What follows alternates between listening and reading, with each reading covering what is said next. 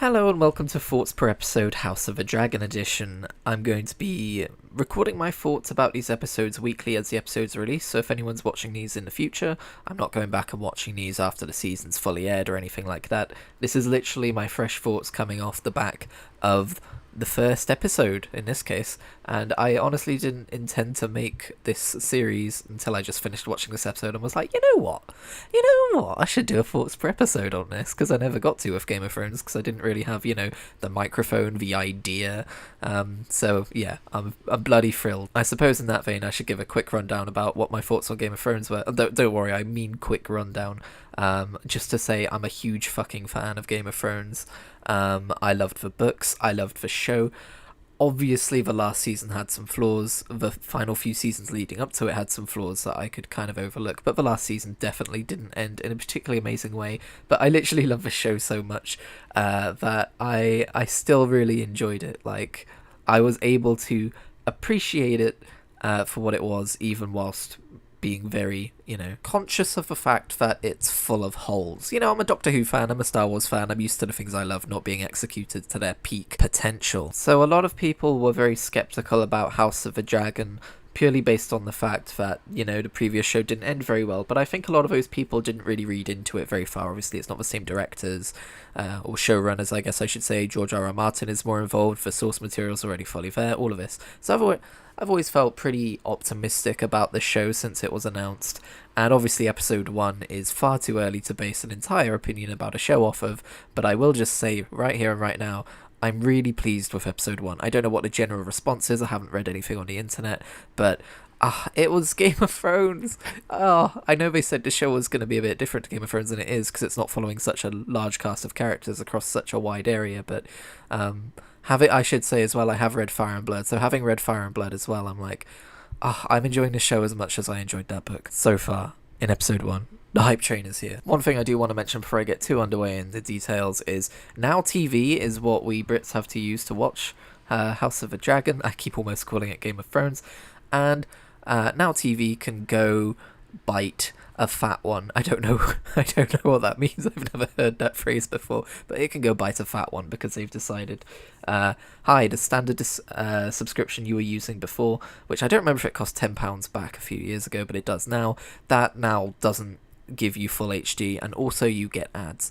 Weirdly, I decided not to opt into the what they call Boost, which is an extra £5 a month on top of your subscription to get full HD, no ads, and 3 people watching at the same time.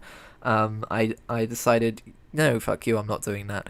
And weirdly, they didn't give me any ads. I don't know if it's because it was the premiere of House of the Dragon. I didn't get the 7-day free trial, and it definitely wasn't full HD, so maybe they've just opted not to put ads on House of the Dragon, but knowing capitalism, that sounds a bit weird that they would opt not to put ads on the most popular show in their catalogue. Like, they know people are just subbing for House of the Dragon. You go to their website, they know. But yeah, Now TV can go buy the fat one. in short. But anyway, let's get into the episode. So obviously this is an introductory episode, introducing us to the Targaryens, the family dynamics, everything like that. I'm not going to go fully scene by scene. This is going to be my impressions. I'm going to assume you've just watched the same episode as I have. We don't need to go all the way through it. Also, I'm not going to give any book spoilers, partly because I don't remember most of it. Like, I think I remember the broad strokes of what's going to happen in this show, but I won't mention those. But in terms of just like things like little character romances and stuff like that, also things might change. But yeah, I think the only real thing I have to say in criticism of this episode, actually maybe another thing we'll get to later, but the only real thing visually is I think Rhaenyra's like maybe the only true looking Targaryen. Something about the way they did the male Targaryens, maybe it's just because we're not used to seeing them, but the hair just looked like wigs, and they probably are, but like, they just, the hair, maybe it's because the facial hair isn't dyed. I know that's not really a thing, or maybe it is. I don't know anything about dyeing hair. But it just came off weird. That being said, I do just want to give a shout out to Viserys, because I'm not familiar with the actor, and when I saw him I was a bit like, he doesn't seem very Targaryen-y, but I actually really like Viserys in this show. He is, as is every character, flawed. That's not me saying I like him as a person, that's very different. I don't think I like anyone in a in a Game of Thrones show as a person, but I love his portrayal of this flawed king who just wants to be kind of a chill king, but everyone's kind of like pulling him this way and that and taking advantage of him. And obviously, he's not as good as he thinks he is in a lot of ways as well. And, him cutting himself on the Iron Throne is a very visual representation of his, of the way he rules and how he's not maybe necessarily the sharpest Targaryen in the shed. He reminds me a bit of Ned Stark, only a little bit. Like, I'm not saying he's like him, but just in, like, his intentions and how he's trying to be, I guess, honest, but in a world which kind of punishes honesty. I guess the way I would describe Viserys is he's just kind of casually incompetent, but not like incompetent is too strong of a word, but you know what I mean. Rhaenyra, I did not expect her to remind me of Daenerys so much. Obviously, visually, she reminds me of Daenerys. That's what they're going for. But a lot of her expressions and stuff was very reminiscent of Daenerys. However, at the same time, she is also her own character. I'm really looking forward to seeing where her character goes because, again, I don't fully remember the plot of Fire and Blood, and I'm not going to try and recall it. One thing I will mention is her friendship with Alicent Hightower. It's obviously a very strong friendship, and I don't know if I'm reading too much into this, but I do think they're playing on this on purpose. I feel like there could be some romantic inclinations there. God, what a sterile way of wording that. There could be some romantic inclinations there. I think Alicent probably fancies Rhaenyra. I don't know if it goes both ways. But I would quite like to see them together at some point, although it's Game of Thrones, so actually that would probably be a bad thing because it would end in disaster and tragedy and death. Obviously, as with any friendship in court, it's also mixed up in political intrigue. You get the impression that Otto Hightower is pushing Alicent to befriend Rhaenyra and also the king himself to try and make sure that their family is in good favour with the Targaryens. But that friendship, while politically motivated, does appear to be genuine. I also like Alicent's kind of weird world where Rhaenyra and Daemon have a very strong relationship. We'll get to that in a minute. But Rhaenyra definitely looks up to Daemon and really respects him, whereas Otto Hightower and Daemon Targaryen do not get on. And Alicent Hightower you see as the daughter of Otto Hightower, but friend to Rhaenyra is kind of caught in the middle between all of this because in the bloody jousting, that's the word, in the jousting, she gives Daemon her favour because he asks for it, and she's like smiling at him because, oh, it's Matt Smith,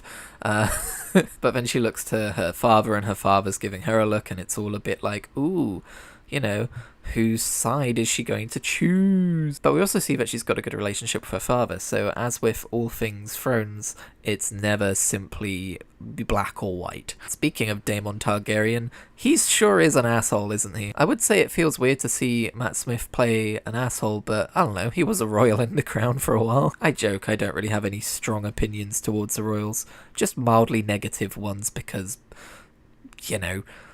hierarchy. But yeah, the doctor said cunt, and we saw his bum. Oh, it was weird. Actually, I'm joking again. I like to be like, oh, it's weird when former Doctor Who actors swear and do sex scenes and stuff. But they're so good at acting, usually it actually isn't that weird because you're not seeing them as the role they were previously in, you're seeing them as Daemon Targaryen. As a big Doctor Who fan, I was obviously really excited to see Matt Smith cast in House of the Dragon as Daemon Targaryen, and I think he delivered brilliantly, especially with his speech to the Gold Cloaks where he's saying that this city will fear the colour gold. Mwah, so good. He is the character I think I hate the most from a personal point of view so far in this show. It was quite cathartic to see that scene towards the end of the episode where Viserys called him to the throne room, basically called him out for saying what he did in the brothel, stripped him of his right to the throne, and sent him back home with his tail between his legs. Obviously, we're going to see some more fallout from that over the course of the season, but it was fun to see Viserys actually behaving like a king for a second. They pretty much spend a whole episode showing Daemon walking all over Viserys with his, he's excusing him, oh yeah, but there were criminals in the city and that kind of thing, so it's nice to actually see him be given accountability for his actions and stuff, even if it was more for insulting the House of Targaryen than anything he actually did. The whole wanting a male heir and the whole childbirth going wrong thing is, that's ripped straight from the pages of history, isn't it? This episode did a fantastic job of being like, hey, yeah, you wouldn't want to be a female Targaryen because they're just kind of like seen as the ones who need to make the kids. There's yet to be a queen in this history, and of course, this was long before modern medicine. In fact, we have no idea if modern medicine ever gets invented in the future of Westeros. Now, one last thing I want to mention is the speech that Viserys gave to Rhaenyra when he was making her his heir. That was a hard sentence, so lots of H's, but he talks about how it's widely known that the original Targaryen vision from I forget her name, but the dreamer who saw the doom of Valyria and sent them all to Westeros.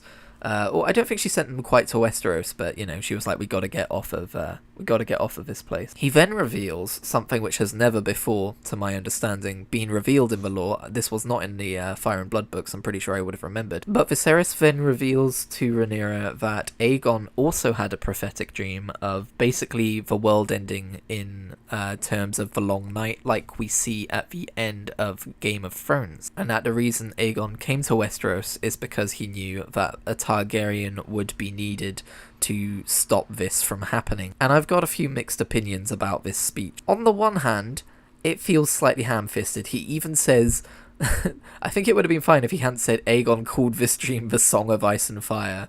Like, okay, Aenys, I remember her name now, Aenys the Dreamer didn't need to name her dream, so why did Aegon? They just wanted to get the Song of Ice and Fire in there. It's definitely one of those things where you're like, okay, even without prior knowledge, I can feel that this is something that's fan service that they've added in that wasn't originally there. However, I also really quite like it. I love this idea that the Targaryen dynasty had this secret mission in Westeros that only they knew, and the reason we never heard about it in Game of Thrones is because the Mad King was killed before he could pass the knowledge on to an heir. So like I said, I have kind of two feelings about it.